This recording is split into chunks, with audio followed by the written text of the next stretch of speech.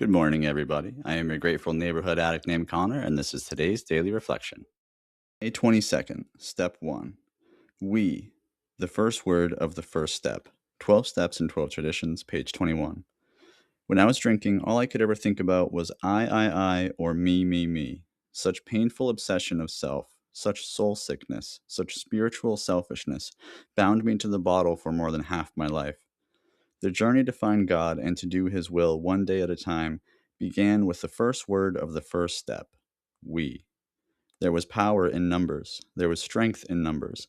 There was safety in numbers. And for an alcoholic like me, there was life in numbers. If I had tried to recover alone, I probably would have died.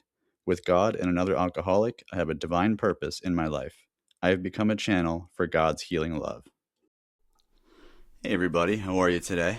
I'm always thinking about everybody else because that's how I learned to stay safe as a child, right? I became extremely sensitive to other people's emotions and very good at reading the room. Doing drugs allowed me to shut all that off and be selfish, and I liked that. But that was a gift that God gave me that I was running away from. And God got me sober after a divine encounter with Him, and the desire to live within His will kept me sober. Service helped keep me sober. And I wonder if it's because it jump-started my empathy, because empathy is something else that's keeping me sober now. I know that when I use, I hurt people, the people that I love, and I don't want to do that anymore. And that's something I always think about now when I want to use. I think about, the pain that I'm going to cause others. And it's not something that I can escape now. Once it's in there, it's in there. Where 2 or 3 are gathered in my name, there am I among them. And this verse from Matthew keeps me coming back to meetings.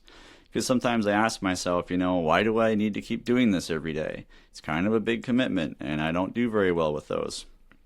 But I think God wants me there. And I feel like my morning meeting really is my daily bread, my spiritual nourishment for the day. And then I come here and try to share that with you guys, try to bottle the magic of my morning meeting for 3 to 5 minutes a day. And, the human animal is a social animal by nature, and we need each other more than we know, And something that one of the most prominent intellectuals in the world right now says is that sanity is outsourced. Example, i.e. why people go to therapy and meetings, etc., in part because truth is relational, especially in recovery, which is a disease of isolation, self, and distorted perceptions of reality, which is interrupted when another human being breaks the circuit. And when I'm in these rooms, I hear real things from real people sharing real pain and real wisdom.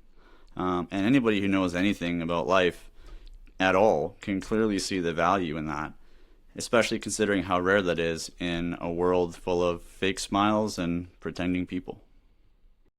Thank you so much for listening today and for allowing me to be a part of your journey. I am your grateful neighborhood addict named Connor, and I'm wishing you another day gratefully sober. Until tomorrow.